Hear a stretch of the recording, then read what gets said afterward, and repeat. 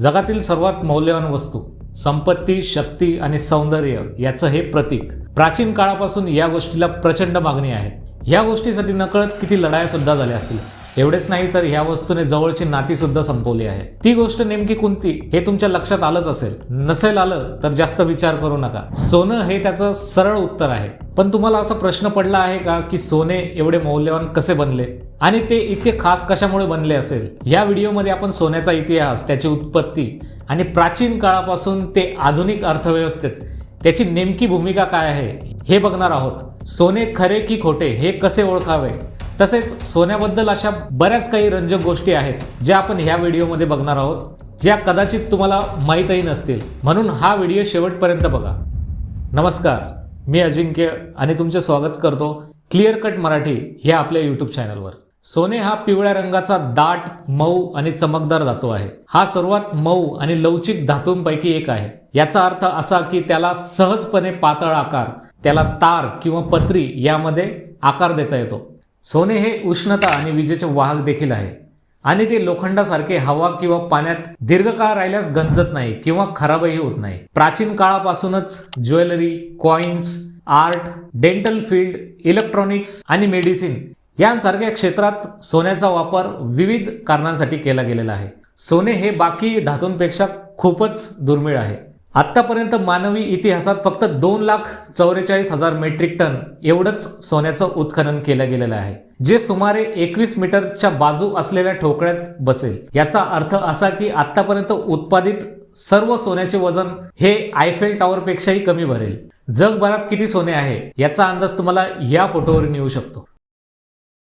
वैज्ञानिक असे म्हणतात की जेव्हा ब्रह्मांड बनत होतं तेव्हा सुपरनोवा आणि न्यूट्रॉन स्टार यांची टक्कर झाली आणि त्यात सोन्याचे पार्टिकल्स बनले गेले. ब्रह्मांडात अशा सुपरनोवा ताऱ्यांची टक्कर ही करोडो वर्षानंतर होते. याचा अर्थ असा की सोने बनण्याची प्रक्रिया ही फार जटिल आहे आणि दुर्मिळ सुद्धा आहे.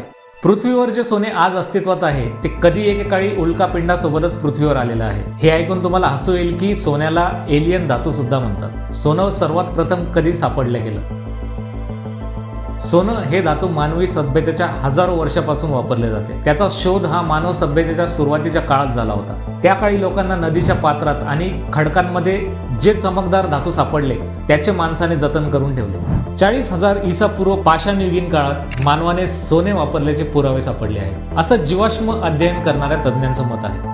सोने वापरात आल्याचा सर्वात जुना पुरावा म्हणजे 6,000 पूर्वच्या आखाती देशांमध्ये आढळला आहे, जेथे सोन्याचा वापर सजावटीच्या हेतूंसाठी आणि चलनाचे माध्यम म्हणून केला जात असे.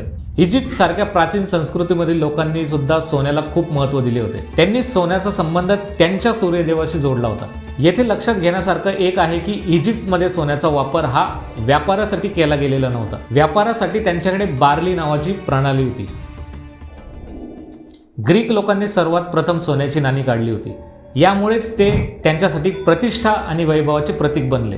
पुढे रोमन लोकांनी त्यांच्या साम्राज्यासाठी, सार्वजनिक बांधकामासाठी आणि अर्थसहाय्य करण्यासाठी सोन्याचा व्यापार वाढवला.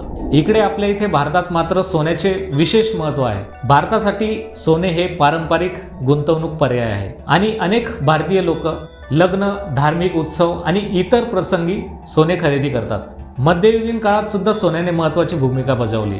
त्या काळी त्याचा उपयोग युद्ध, व्यापार, शोध, कला यांना निधी देण्यासाठी वापर केला जात असे. Marco Polo, Christopher Columbus, Vasco da Gama, Hernan Cortes, Francisco Pizarro सारख्या अनेक प्रवाशांनी जगभरात सोन्यासाठीच भ्रमंती केली असं बोललं जातं. अमेरिका, आफ्रिका आणि ऑस्ट्रेलियामध्ये मोठ्या प्रमाणात सोन्याचा शोध लागल्याने सोन्याची जागतिक पुरवठ्यात वाढ झाली. सोन्याची शुद्धता ही कॅरेटमध्ये मोजतात. त्याला वेगवेगळ्या कॅरेटमध्ये वर्गीकरण केले आहे, जसे की 24 कॅरेट, 22 कॅरेट आणि 18 कॅरेट. 22 कॅरेट सोने हे 91.67% शुद्ध असते. 22 कॅरेट हे थोडे गडद पिवळसर सोने असते. याची किंमत 24 कॅरेट सोन्यापेक्षा थोडी कमी असते. 24 कॅरेट सोनं हे सर्वात शुद्ध सोनं आहे, ज्यामध्ये 99.9% शुद्ध सोने असते. 24 कॅरेटमध्ये जास्तीत जास्त कॉइन्स आणि सोन्याची बिस्किटच बनवली जातात. दागिन्यांमध्ये त्याचा फारसा काही वापर होताना दिसत नाही. 24 कॅरेट सोनं हे जवळपास थोड्या फिकट रंगाचं असतं आणि 24 कॅरेट सोनं हे 22 कॅरेट सोन्यापेक्षा मऊ असते. याच कारणामुळे 24 कॅरेट सोन्याची किंमत ही 22 कॅरेट सोन्यापेक्षा जास्त असते. 18 कॅरेट सोन्यामध्ये 75% सोनं असतं आणि बाकीचं 25% वेगळी काही धातू असू शकतात, जसं की चांदी असू शकते किंवा इतर धातू असू शकतात. 18 कॅरेट सोनं हे 22 आणि 24 कॅरेट या दोन्हीपेक्षा स्वस्त असते आणि ते कठीण देखील असते. फार पूर्वी सोन्यासाठी खोदकाम करणारी लोक हे सोनं खरं आहे की नाही हे तपासण्यासाठी त्याला चावून बघत असत. मला लहानपणापासून एक प्रश्न पडायचा की ऑलिम्पिकमधील जिंकलेले खेळाडू फोटो काढताना मेडल दातात घेऊन फोटो का काढायचे. त्याचं उत्तर असं की बऱ्याच वर्षांपूर्वी सोने चावून बघणे ही त्याची सत्यता तपासण्याचा एक मार्ग होता. कारण असं की शुद्ध सोने मऊ धातू आहे. जर सोन्यावर चावल्यानंतर खुणा उमटत असतील तर ते खरे. ऑलिम्पिकमध्ये एकेकाळी शुद्ध सोन्याची पदके देण्याचा मान होता.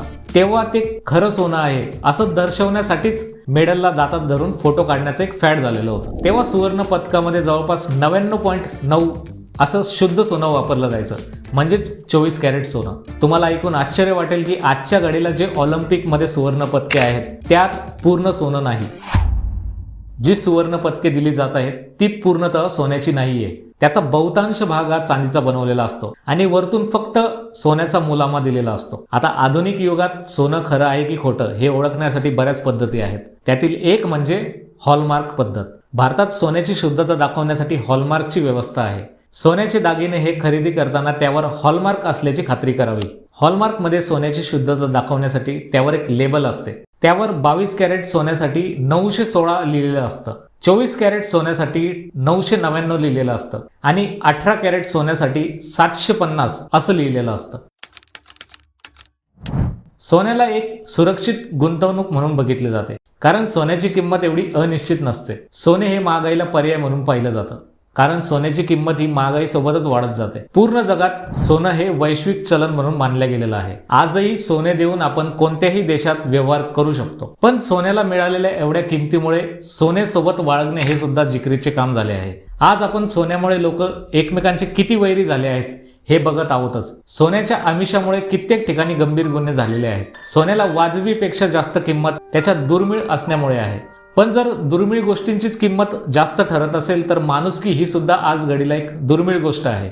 त्याची किंमत तर सोन्यापासून कैक पटीने जास्त असायला हवी, परंतु माणुसकीसारखी मौल्यवान गोष्ट आजकालही दिसेनाशी झाली आहे. एकेकाळी भारताला सोन्याची चिडिया म्हणून बघितलं जायचं, पण बरंचसं सोनं हे ब्रिटिशांनी आणि इतर लोकांनी भारतातून लुटून नेलं असं बोललं जातं. आजही भारताच्या बऱ्याचशा प्राचीन मंदिरांमध्ये सोनं हे सापडलं जातं. याचं सर्वात मोठं उदाहरण म्हणजे केरळचं पद्मनाभ मंदिर. या ठिकाणी खूप मोठा सोन्याचा हा साठा सापडला होता. आजही भारताच्या भूमीत कित्येक पटीनं सोनं हे दडलेलं असू शकतं, फक्त उत्खननाची गरज आहे. या व्हिडिओच्या माध्यमातून एकच गोष्ट सांगावीशी वाटते की कोणत्याही गोष्टीला तेवढंच महत्त्व द्यावं ज्याने मानवी मूल्य आणि माणुसकीचा गळा आवळला गेला नाही पाहिजे. आज सोनं हे जरी किमती असलं तरी आमच्यासाठी तुमचा सपोर्ट हा सोन्यापेक्षाही जास्त किमती आहे. म्हणून आजच आपल्या चॅनलला सबस्क्राईब करा. हा व्हिडिओ तुम्हाला आवडला असेल तर लाईक करा, कमेंट करा आणि मित्रांमध्ये जरूर शेअर करा. धन्यवाद.